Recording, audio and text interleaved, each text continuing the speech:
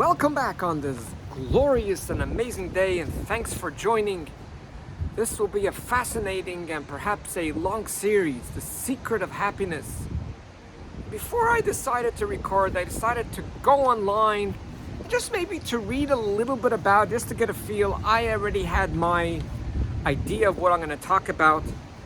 It's an idea so many people are asking me for a long time about the secret of happiness.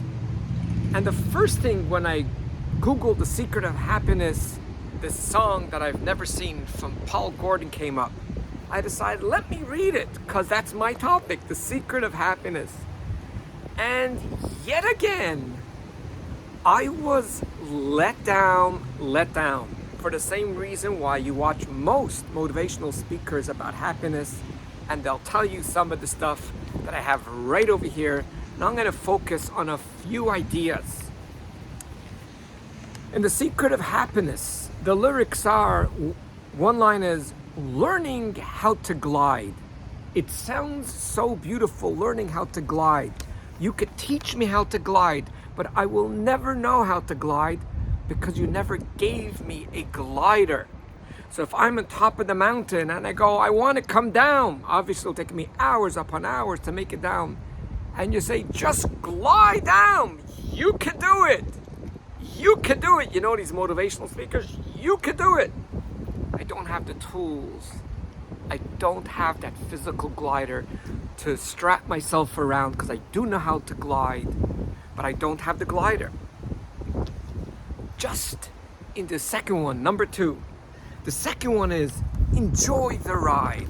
Just enjoy the ride, would you? Just stop complaining, enjoy the ride. What happens if I am not on the ride? The secret of happiness is not to mourn the past. Just stop focusing on the past. And again, this is just not the song and the lyrics from Paul Gordon.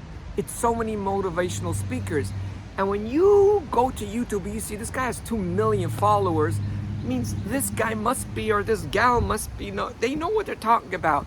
But I will prove it with facts and with neuroscience how there's a huge mistake. And the example I give and I challenge, don't mourn the past. Happens to be I teach all the stuff of how to. But just externally, don't mourn the past. When someone tells me that, I go to them, let me ask you something. Certain hurts are not in the past. And they go, what do you mean? I go, very simple. This innocent person, for whatever reason, got their leg amputated. It happened in the year 2016. 2016, 8 years ago. They left the hospital a few weeks later. They're in a way fine. They could eat, they could sleep, they could semi-function.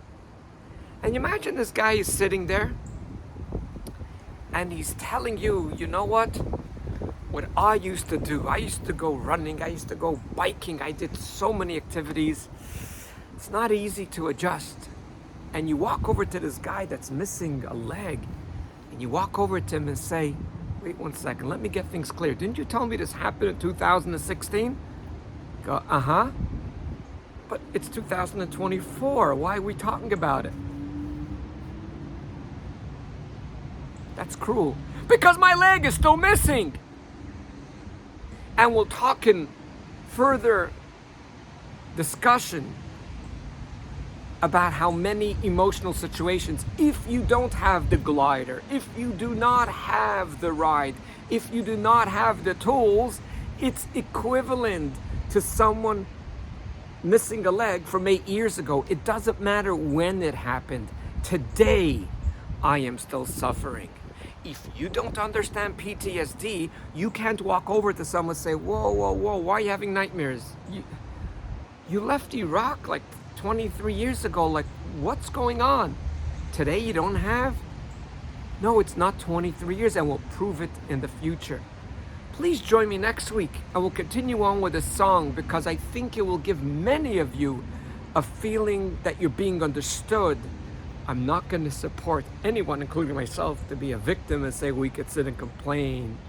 But rather what I would do is explain how everything externally, what is explained to us, does not work, the reason why it does not work, how it could work, and present to you a beautiful series of the secret of happiness. No, you will not need to buy things. No, you will not need to go on weed. No, you will not have to have always something to look forward to be happy.